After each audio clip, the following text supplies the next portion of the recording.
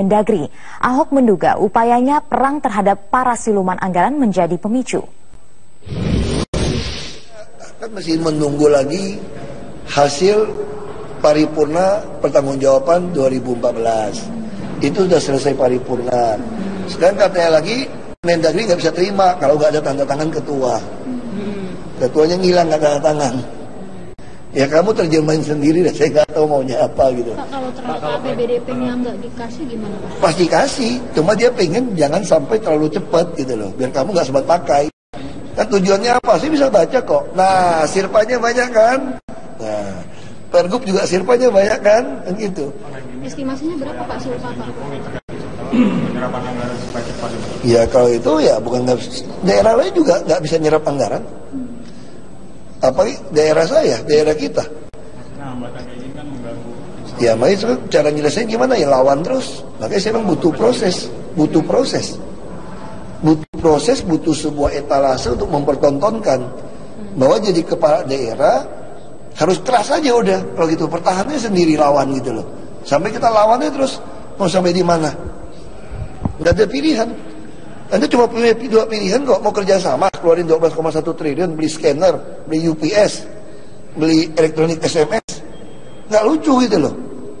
Tergantung kuat-kuatan aja. Makanya orang tanya sama saya, apa kesulitan terbesar jadi gubernur yang dihadapi di DKI? Saya sendiri, saya bilang. Saya nggak boleh roboh. Adu kuat aja, makanya di sini nggak pakai otak, pakai otot. Kepala Badan Narkotika Nasional Komjen Pol Budi Waseso meminta Gubernur DKI Jakarta Basuki Cahayapurnama atau Ahok untuk menyusun peraturan daerah atau Perda menutup tempat hiburan malam yang disinyalir menjadi sarang peredaran narkotika. Benarkah langkah ini akan efektif untuk memberantas barang haram tersebut? Berikut penelusuran tim Metro TV.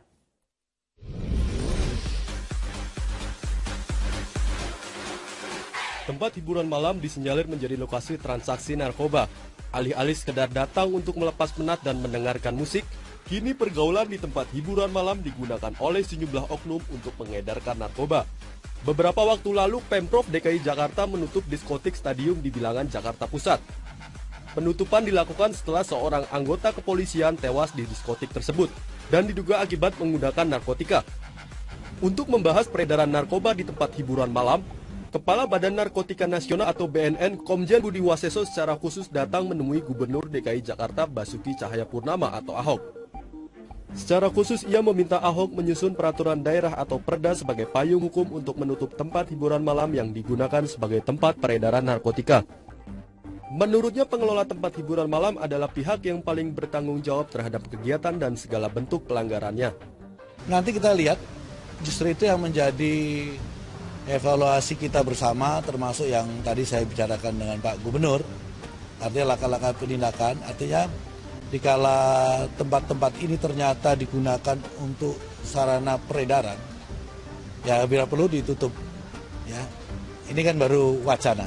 Ya, nanti kita lihat, kita evaluasi, karena kan ada kewajiban-kewajiban di pemilik-pemilik atau pengelola tempat hiburan itu untuk menjaga, mencegah daripada peredaran narkoba itu sendiri. Ya, nah, sehingga ini harus ada tanggung jawabnya.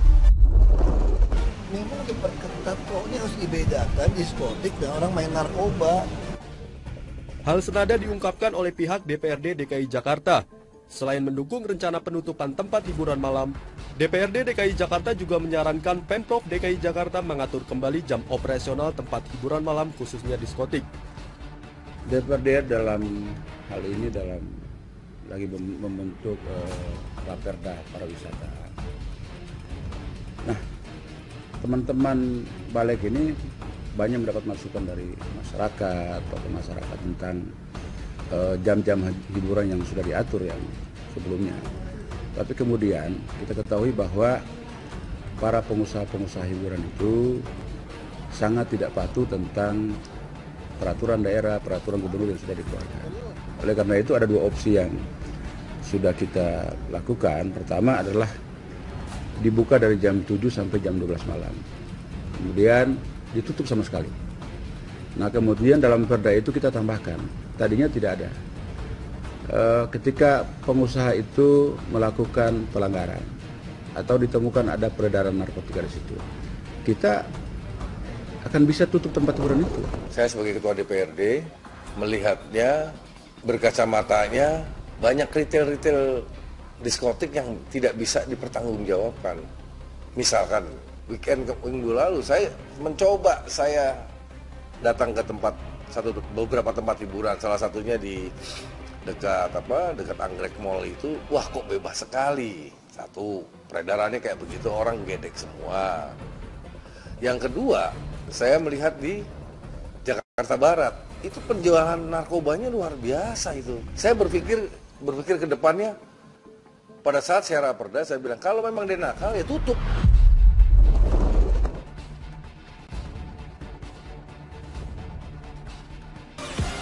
Ketua Asosiasi Pengusaha Tempat Hiburan Malam Indonesia Adian Maulite menyatakan kesetujuannya terhadap wacana penutupan tempat hiburan malam di Jakarta.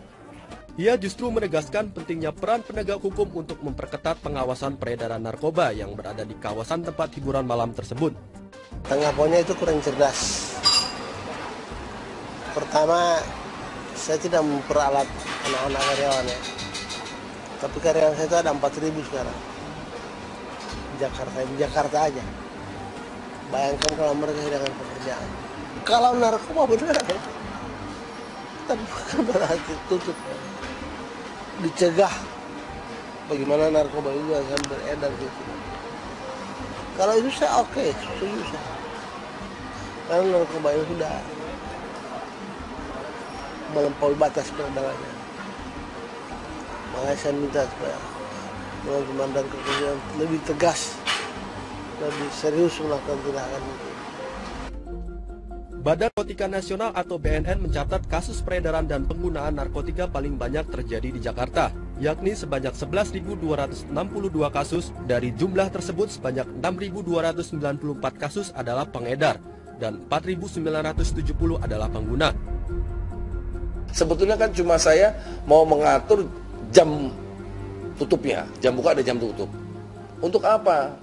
Untuk mengurangi, meminimalis masalah peredaran narkoba. Kalau kita nangkap orang narkoba di diskotik percuma, Mas. Bagaimana kita menangkap jaringan narkotik masuk ke diskotik? Itu yang sekarang kita sedang membantu kepolisian atau membantu pemerintah provinsi, DPRD buat terobosan seperti ini. Tujuannya baik. Kalau pengusahanya benar, saya rasa dia nggak takut kok. Tapi karena ini banyak yang nggak benar juga, nah inilah mereka kegalauan mereka mencari satu kekuatan di luar jaringan itu. Ya saya sih, selama saya menjadi anggota ketua DPRD nanti saya akan lawan itu. Dengan banyaknya ditemukan penyalahgunaan dan peredaran narkoba di kawasan tempat hiburan malam di Jakarta, dalam hal ini aparat penegak hukum harus lebih intensif merazia sejumlah diskotik yang patut dicurigai sebagai ajang pesta narkoba. Jika nantinya ditemukan adanya tindak pelanggaran tersebut, seharusnya ada ganjaran yang diterima bukan hanya dari pengguna dan pengedar, tetapi juga kepada pemilik tempat hiburan malam tersebut. Bayu Nur Cahyo, Ade Permana, Metro TV. DPRD DKI Jakarta akan membatasi jam operasional hiburan malam lantaran terbukti menjadi sarang peredaran narkotika. Benarkah langkah ini efektif untuk mengurangi dampak dari peredaran dan transaksi narkoba? Berikut pendapat sejumlah warga Jakarta. Hiburan malam menurut saya antara jam 1 atau jam 2 malam sih. Baik jam 4 pagi atau jam 5 pagi. Saya sebagai anak muda gitu, kita biasanya jam 11 baru keluar gitu sih. Kalau misalnya mau dibatasin, ya mungkin sekitar jam 3, jam 2 paling ya. Sebenarnya nggak setuju sih ada pembatasan jam malam. Enggak. Kalau saya nggak setuju. Nggak setuju. Kalau buat saya pribadi sih transaksi narkoba nggak harus di tempat hiburan malam sih. Bahkan di gang kecil perumahan padat penduduk pun itu bisa terjadi gitu. Sebenarnya enggak juga sih, karena jam malamnya yang harus kita pergunakan. Kenapa nggak langsung kita cari kepala-kepalanya? Ya toh, dari mungkin dari bagian-bagian kecilnya itu bisa berentet ke atas. Nah, pertanyaannya berani apa tidak? Apa reaksi para pengusaha setelah pemerintah mengeluarkan paket ekonomi kebijakan jilid 3? Informasinya sesaat lagi.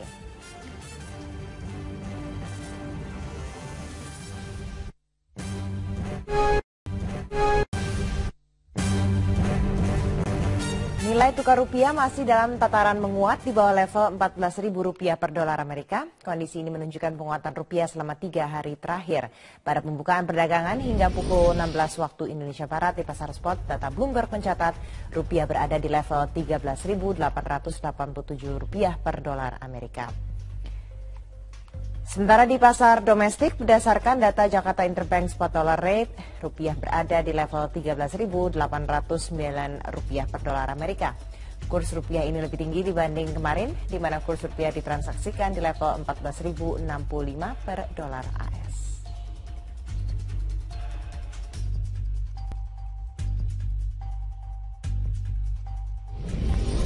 Pemerintah telah mengeluarkan paket deregulasi kebijakan tahap ketiga. Paket kebijakan ini bertujuan meningkatkan daya beli masyarakat sehingga diharapkan bisa menyelesaikan permasalahan ekonomi jangka pendek. Tidak sampai 1 bulan pemerintah sudah mengeluarkan 3 paket kebijakan ekonomi. Paket kebijakan pertama hingga ketiga berusaha menjawab permasalahan pengusaha besar hingga pelaku usaha kecil, mikro, dan menengah.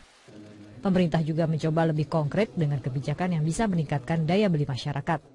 Ketua Umum Asosiasi Pengusaha Indonesia atau APindo, Haryadi Sukamdhani mengapresiasi paket kebijakan yang dikeluarkan pemerintah tersebut. Menurutnya, paket ini memberikan stimulus positif dalam meningkatkan daya beli masyarakat. Kita harapkan juga terus juga untuk menjaga daya beli juga udah direspons dengan rencana menurunkan BBM, TDL dan sebagainya. Terus juga udah direspons juga mengenai masalah ketenaga kerjaan untuk supaya nanti upah minimumnya itu harus realistis, tidak bisa kenaikan upah minimum itu menimbulkan justru kontraproduktif ya. Masukan-masukan udah jadi. Terus juga mengenai insentif untuk industri yang mulai melakukan hilirisasi, menggantikan import, itu juga udah berjalan. Jadi artinya kebijakan yang kita usulkan sudah ditampung oleh pemerintah dan sudah direspons positif. Nah, yang problemnya yang kurang adalah kecepatannya.